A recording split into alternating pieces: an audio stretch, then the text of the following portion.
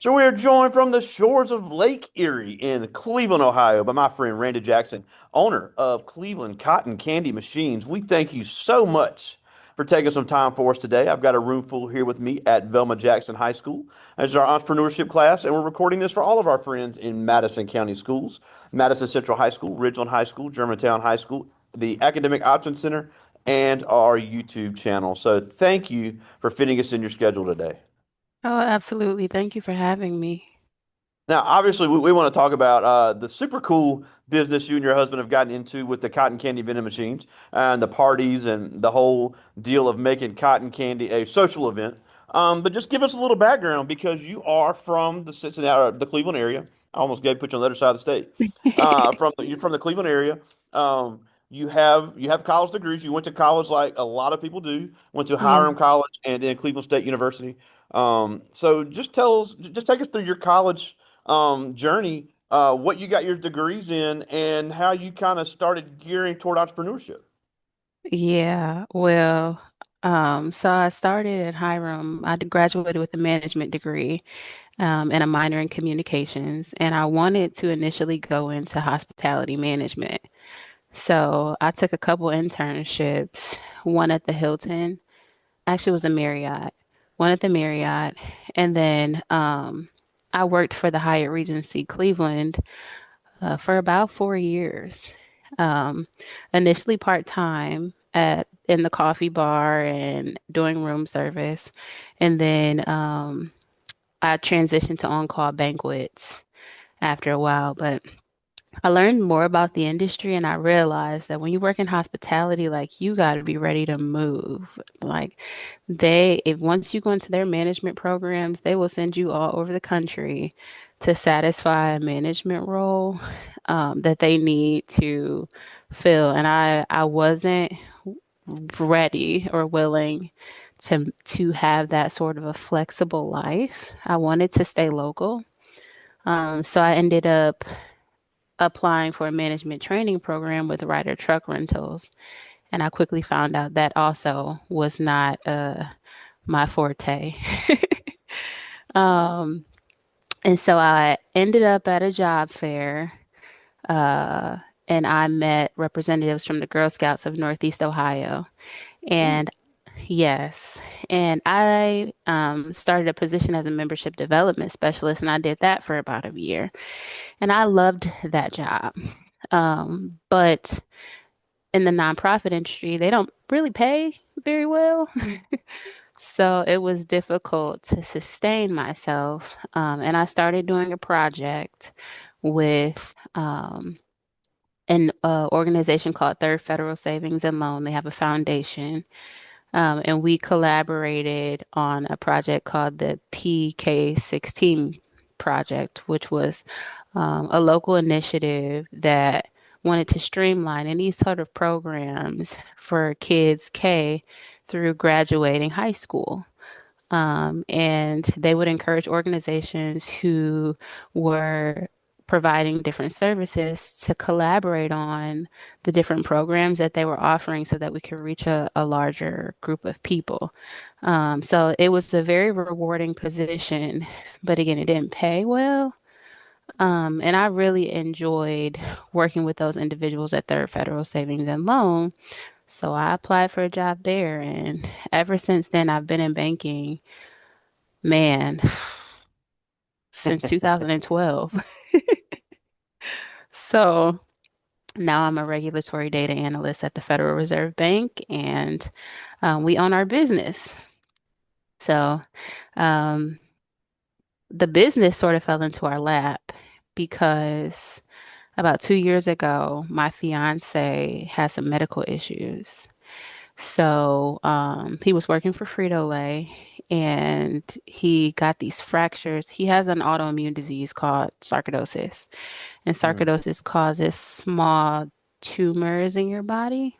They're not cancerous. They're benign, but they're little tumors that affect different areas of your body. So they started in his lungs about 8 years ago, and then he went into remission. And then about 2.5 years ago, he found them in his legs. and they were Mm. causing these little tiny fractures in his legs. And he was working for Frito-Lay at the time. So, he just didn't have the physical capabilities to keep up with the job. And a good friend of mine, his name is Luke Barnett. He's out of Texas. He um he was owning these cotton candy machines, and he offered to let us have one until we could get back on our feet and like reestablish some consistent income. And then we would pay him back after it started to gain its footing. So that's kind of how we got into the business, and then it just kind of went up from there. Yeah, and gain your footing you have and then some because Yeah, just to and I know in class we talked about it just for everybody else, you have a few machines that you have at permanent locations where people right. can go in and decide the type of cotton candy they want, and we'll show people the videos. It spins it. It has all this robotic stuff, and then it pops out, and you've got a fresh roll of cotton candy. But you guys also do machine rentals for We do. events, corporate events, birthday parties, and you also bring the individually wrapped cotton candy with you. You turn it into a wall of cotton candy. You do Yes, the we cotton do. candy, the little cotton candy cups, and you guys talk about on your website, which I think is cool because we've done the mission and vision about how you want it to be a social event. You want cotton candy to bring people together. And your whole idea is, look, let's have a party, let's get together, and cotton candy be in the middle of it. So, Exactly. so just talk about, how exactly it works because obviously with technological advances, when we were kids, we didn't have stuff like this. So, No. talk about how the business works and if something, you have your locations, how do people purchase and how does the product come out? Yeah, so I mean, we started with those vending machines, and I took this nonprofit, well, I took this business class, and at the end of the class, the instructor was like, bring your product to class so that you can sell it to your classmates. And I'm like, well, mine comes out of a vending machine. Like, I don't know how I'm supposed to bring it. It's gonna melt by the time I get here. So, we looked up some bags on Amazon and figured out a way to package it so it would at least last a day. And then I brought it to that event. And when we got to that event, it was the first thing to sell out. And so I was like, man, like we got something here, like with this cotton candy. So I'm like, if they like the cotton candy, like just packaged, they would get a kick out of this machine. And so that's when we decided to invest into the mobile aspect of the business and do rentals. Um, and yeah, the machines, they're super advanced and intricate. There are all of these parameters on the back end that tell the machine um, when to dispense the stick, when to open the door, when to rotate the robot arm, how far to rotate the robot arm. And then there are these like sugar housings at the bottom that dispense the sugar. And then the parameters tell them, well, how much to dispense and for how long. And then there's these air pumps that blow it through the burner. And then it tells the burner like what temperature to burn at and how fast to rotate the stick. It's extremely intricate. Whoever came up with this, kudos to them. It was not me. But yeah, like they are very cool and advanced equipment. And they can be temperamental at times because the parameters are sensitive. So with the change of the weather, it could change things. So yeah, we have to make some adjustments, but Now they're tell me very cool. this. Now tell me this because I hear young people talk about I want to get in the vending machine business. Because I mean, even though we haven't had these advanced vending machines like you have, vending machine business has been in the around since the 40s and 50s. Yeah, So first of all, you because you just said you're not an expert on the machine, you just know that it works. right. So first of all, how often do you refill them? And then second, let's say there is a maintenance issue. Let's say there is something not working on it. How do you prepare something like that? Yeah, so we refill them at least once or twice a week, our vending machines. And our mobile machine, we refill it, after every event. I mean, that's just a Yeah, clean in place. yeah. Um, the if something goes wrong with the equipment, our machines are built in China. So we have technical support from China that we communicate with on an app, and the app Wow. translates the English to Chinese so that we can communicate with them about how to fix different issues. So we'll send them a video if like we're having a problem, and we'll send the parameters on the back end of the screen. And then they'll say, oh, we'll try to change this parameter, or they'll say, check this part of the equipment. And then they'll send us a video with instructions for how to Wow. check that. Yeah, so you get Wow. real mechanically equipped very fast in this particular industry. Now, and you mentioned about the permanent locations you have. You have to refill once or twice a week. Yeah, So obviously, you have a full-time job, you have a family, and you're running this business. So how important is it? And because look, something that I've learned is that a lot of these entrepreneurs that have been on this platform at least still have a part-time job because they yeah. have kids, they need the steady income, they need to keep the benefits. Look, all that makes sense.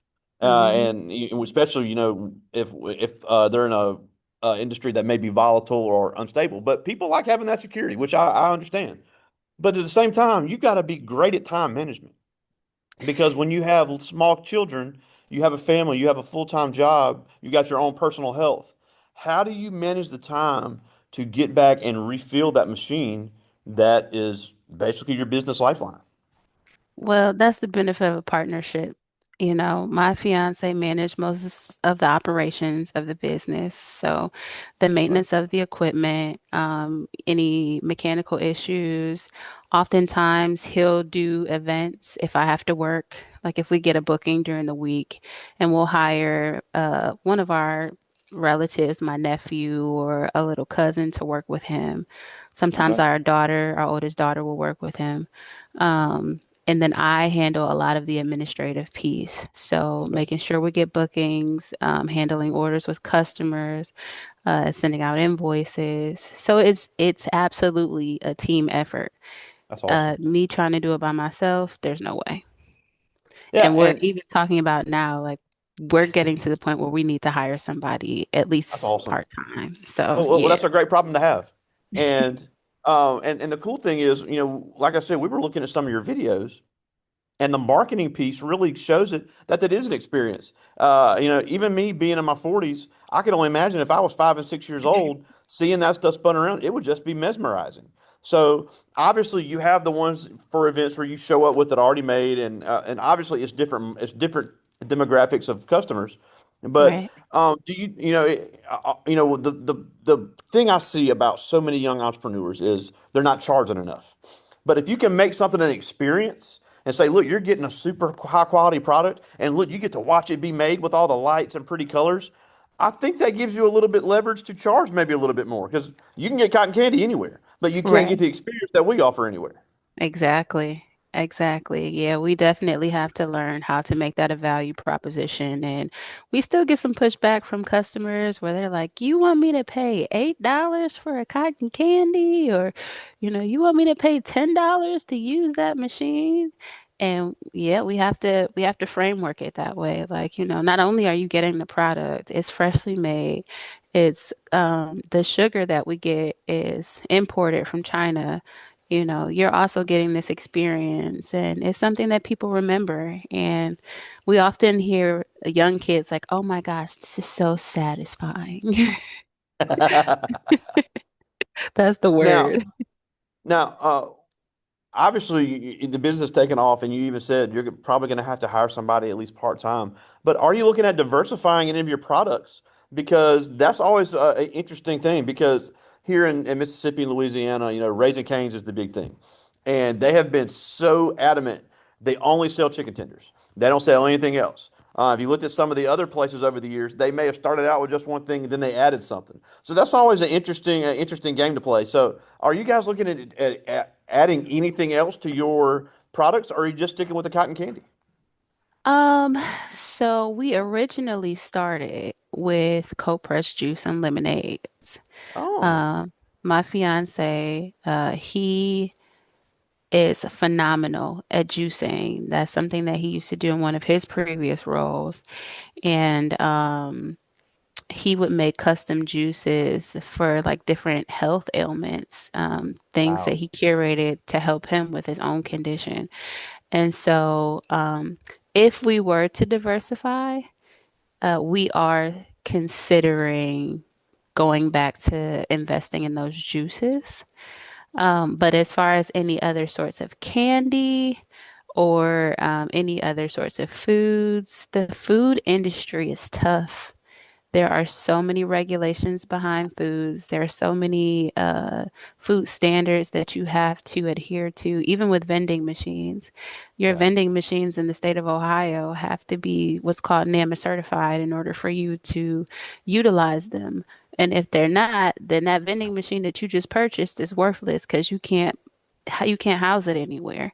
It doesn't meet the health standards compliance. Um, I would prefer to stay further away from like prepared foods. I got you. Juicing is a little bit more of a relaxed industry as long as you're not bottling it.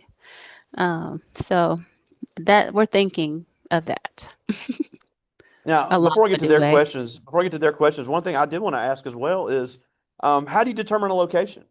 Because obviously you don't own the spaces that you put your business in. So, what type of factors are you looking at when it goes to choosing a location? Because obviously foot traffic's the main one.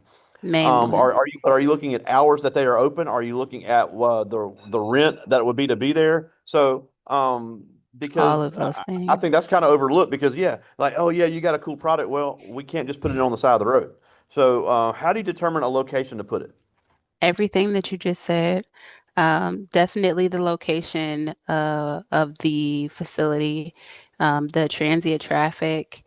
Sometimes we don't want to put it in a place that's too high traffic because then it can't meet the demand of the customer as That's a well. great Because point. it takes time for the cotton candy to be made, and people get frustrated and then they complain about how slow the machine is. So it we try to put it in a place that has transient traffic, but manageable enough where it's not being overcapacitated. And then the demographic that is frequenting that facility. We have our machine. One of our machines is in a mall. The other one is in a amusement park sort of environment with like video games and Cool. some rides. It's a small amusement park, but it's an Yeah. amusement park. And those work for us because kids, they're going to get those sales. And the mall just has such a diverse Yeah. demographic of people, cultures, children, ages. When we go to a lot of festivals and things, oftentimes we get more sales from adults than we get from the kids because the parents of the kids are like, "No, you're not getting that." But the adults are like, "Oh my God, I love cotton candy and I came here just for you." So you would be That's awesome. surprised at some of the places that we actually do well. So, putting it at Quicken Loans Arena would not be a good move. You know what? We considered Quicken Loans Arena, but one of the hindrances or barriers is the leasing fees Yeah. there. And like I said, production of the cotton candy and the amount that would need to be produced in order just to pay the leasing fee, Yeah. we would need at least four machines in that facility, at least Yeah. Yeah. four machines in that facility to break even. Yeah. Um, so, But and but that's why you do market research. exactly. A lot of these young entrepreneurs they just want to jump where all the people are because they think it's they're seeing the social media life, but they don't do the is it really worth the investment to put it here? So that's great market research. I love it. But I do Thank have you. some questions from the students. Yeah. I had to put their name on this. This is a great question. If you could go back and change one thing about your entrepreneurial journey, what would it be and why? So, uh, that's an easy one. We got a loan, and with that loan, we purchased a new machine and we purchased a 20-foot trailer to transport our equipment because we thought, oh, it would be way easier for us to transport this equipment. It'll already be on the truck. It's got a sink. We could clean it out. Like it would literally just be a drive up, push, start, and then drive away after we're done. And since we purchased that trailer, we realized that the vending fees in order to operate that trailer at different facilities are astronomically higher than if we just Wow. operate as a tent or like a table vendor. And then the amount of cost to keep it maintain the trailer and to license the trailer and to get the generator in order to operate the trailer, the truck to move the trailer. There were so many other aspects and elements that we didn't necessarily consider before we made that purchase. So now we have this wonderful, beautiful asset just sitting that we don't utilize except for storage. So in Wow. hindsight, we probably should have invested in something smaller that would just transport the machines in our like table and our tent. And then our monthly expenses would be a little bit less and allow for us to have some more cash flow. So, Yeah. Well, learning that, but that, but that's, lesson. but but that's a common mistake. Yeah, You see so many people they want to just they want the look of things. They want to buy merchandise, and I'm like, well, you might want to open first before you just start doing that. exactly. But that's not an uncommon thing. But at least you made use of it. I like this one. This is Zayden Mann. He's in ninth grade, and he asked, "How do you use market feedback to innovate your product, and what skills guide you in your decision making?" Hmm, that's a good question. Yeah. What I will say is, as a small business owner and an individual still working full time, we definitely have some opportunities for improvement and market feedback, if I'm being honest. Um, I think that, yeah, yeah, we've got some room to grow in that space as far as getting market feedback from customers. What one of the things that I will say that we do and we do well is in all of our vending machines that are in our two vending machines that are permanent structures that don't move, we have security cameras that Oh, allow us to monitor the production of the cotton candy to make sure the equipment is operating sufficiently and there aren't any errors. Well, the side benefit to that is we get to see what shapes and designs customers are choosing when they're at the machines. And so when we attend different large scale events, and we have to prepackage cotton candy so that we can keep up with the demand of sales during those large events. We know which shapes and designs sell most often and most frequently, and then mm, we will pre-make those specific shapes and designs, offer those for a cheaper price, and then say if you want to make your own custom design based on the 36 designs that we offer selection, then you would pay an extra $1.50. So that was wow. one way that we did use our market research to create a Wait, but strategy. just to make sure I heard, you say you have 36 different designs that the machine can make? 36 different designs. Yep. Yep. They And how make many flavors? flowers and hearts and butterflies. Four. Four flavors, but still 36 different designs. That is unbelievable. Yeah. Wow, that is some serious technology. This is Albriana Towner. She's in 11th grade, and she asked, if you could have done a different business other than cotton candy as a vendor, would you have done that? I don't think so. I don't think so. I have seen other entrepreneurs um um in their business ventures and it's way more work than what we do. I can't even imagine the amount of time it takes for them to prep for the things that they do. Now, one of the industries sort of industry that we have branched off into, and you can see it in the description of my name. is that we started an initiative. Well, we pushed an initiative called the Cleveland Children's Small Business Fair, where Wow. we teach children, such as yourselves, about youth entrepreneurship. We host a workshop and then we host a fair that gives children the platform to sell their products and services that they curated during those workshops. So, if I had to choose a different business, I would probably go into youth entrepreneurship. Um, and just teach kids how to start their own businesses and teach them how to take the things that they love to do already and just make money. I love it. Well, I got one more. This is Kaylin Bullock. She's in ninth grade, and she asked, "Do you guys face any obstacles as Black business owners?"